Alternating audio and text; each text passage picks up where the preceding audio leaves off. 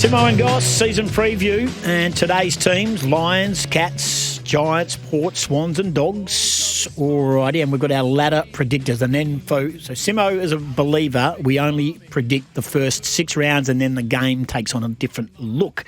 Let's start with the Brisbane Lions, who are in action Thursday night, weather permitting, at the Gabba at 10 to 5 our time. Well, you look at the first 6 games last year and you would have thought, Brisbane were going to finish bottom, and the way they responded in the second half, they really got their game going. It took them a little while to get that groove, but 4 or 5 knee reconstructions last year, and to come back and do what they did, and then to win from 5th and have that belief. And I think that was off the back of the year before. So when you have a successful year, you miss out, you just lose a grand final, you're in that rhythm. Once you hit finals and you've got that experience of hardship, it really steels you for the next step. So how have they handled the off-season from a success point of view? I thought it was really difficult for us, and I've been spoken about that a fair bit, about WA and having a premiership under your belt. It does go to another level and it takes longer to settle. Definitely from a North Melbourne experience back when I was playing in the 90s, you move on really quick, whereas here you're probably doing another lap of honour, I think. A fair bit of drinking your own bathwater. I don't know if you call it that, but it's just the notoriety and the success that you have to deal with. Like, sometimes dealing with success is harder than dealing with failure. And, I thought, I'm thinking Brisbane, a little bit off Broadway, how they handle the off-season. I think Fags has done a lot of work on that. I probably should have done more in my reflection about, okay, how do we handle the success? It feels like they've handled it pretty well, but we won't know, will we? But I've got them going, talk about the first 6 rounds. I think they're going to be right up there. It wouldn't surprise me if they went back-to-back. Where have you got them on your ladder predictor after 6 rounds? I've got them first. Same, 5-1. That's a good start.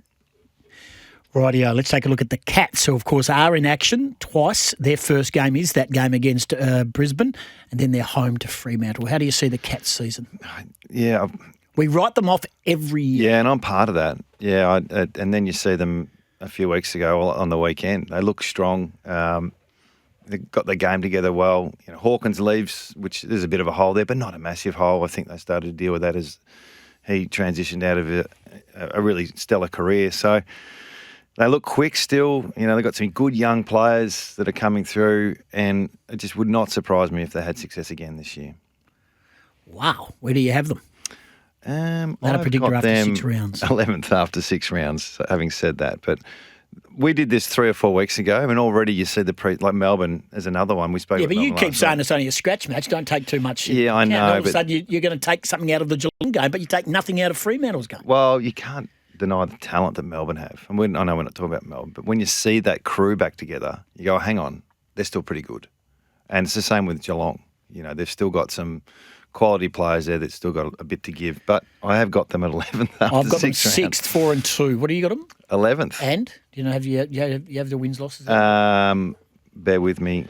No, I've got them at 3 and 3. Okay. So they're equal. That's the difference. Equal 9. Yeah, exactly right. All righty, let's move on to GWS, who got a pantsing, of course, in their pre-season game, but they are involved in the opening round. They take on Collingwood at NG next Sunday. Yeah, I'm a little bit concerned with their form pre-season. You don't take too much out of the pre-season form, but their numbers aren't looking great from even on the weekend, the turnover situation they had to deal with. I haven't got the numbers in front of me, but they got whacked in the turnover game scores. How does that happen, Simmo? Is that skill execution, lack of care, lack of skill, which they've got plenty of? Yeah, they'll be reviewing that. Yeah, I think they conceded 11 goals and kicked 2 in the turnover game, which, that's a big part. It's probably 2/3 of your performance. So, yeah, tidying that up, because I think it's been 2 weeks in a row for them. So there's a little bit there that they've got to tidy up real quick, because they're playing this week. And, that needs to be addressed real quick. Where do you have them? Well, they've still got the talent, haven't they? And they're still looking quite strong in terms of what we think they're going to do. I've got them actually at 10th after the first 6 rounds as well. We've got them 5th, 4 and 2. But yeah, again, 3 and 3. The read on them. So, again, one win can get you from top 4 to... It can after 6 rounds. Exactly right. All right, Port Adelaide. Everyone's expecting Port Adelaide to be a contender this year. Where do you have them sitting? Strangely enough, they go under the radar a little bit. I don't hear a lot of experts tipping them in the top 4, and they've consistently done that, haven't they, the last few years? So, but haven't been able to get the job done. No, but that's different than where they're going to finish on the ladder, isn't it? Sure. So, it's the interesting bits around the coaching stuff and what's happening there. It didn't look too bad on the weekend, did it, against St Kilda? They looked pretty sharp. Willie looks good, looks fit, and looks healthy. Warren Francis had on a string. And his form early, it looks like he might have and I can't say it's a breakout season, but it looks like there's another level he's going to. You haven't been in those shoes of Ken Hinkley, but do you think he could coach with a bit more freedom? What do you mean, no shoes? Well, the fact is that you know someone is going to take over in 12 months' time. Right, I'm pretty sure that's exactly the shoes I was in. I don't know that. I don't know how that's going to work but it seems to be, just because it hasn't worked before, it's not going to work now. That you don't know the relationships you have with your assistant coaches. They might be very, very tight. They've had a conversation and it's just a matter of time before we declare it. I think Horse and Coxie were going through that privately.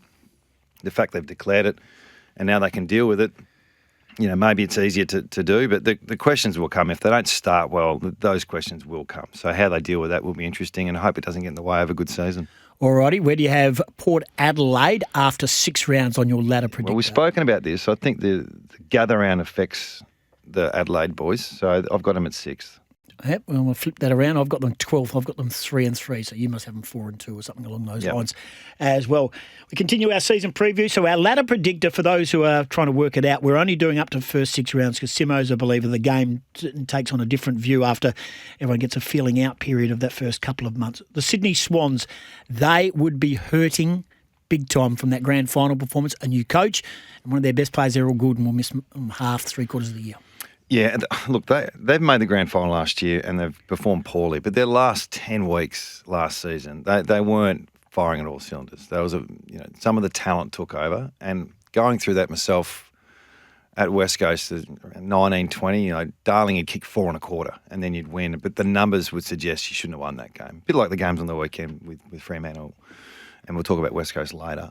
So you can't say they were lucky. They did what they had to do. But the signs were there that they weren't quite the finished product. They had such a great start to the season, which just tells you how important that is. And they get to a grand final and, they played Port in a prelim, and I thought Port were pretty broken by the time they played them as well. So, yeah, I don't think it's just an assumption they're going to finish, top 6, top 8 next year. Wow. This year. Okay, so where do you have them after 6 rounds? I've got them 7th. I've got them 8th, 4 and 2. So. Having said that, they look pretty sharp the last couple of weeks. Not saying you're going to read too much into it. It did look like Coxie's got a fresh look at things and they're slightly different. So looking forward to seeing what he does. Bulldogs have been decimated with star injuries, injuries to stars, and the biggest one and the biggest name probably in the game currently is Marcus Bontempelli. They are in. It's going to need something special from Luke Beveridge. And he can do it. Yeah, he's a great storyteller, great connector, and I worked with him for 4 years at Hawthorn. It was I think we've said this before, the assistant coaches at Hawthorn was Bevo, Ratton, Bolton, myself, Leon Cameron, Fagan. Hardwick? I took over from Demo. Demo got the Richmond job. I went to Hawthorn. Wow.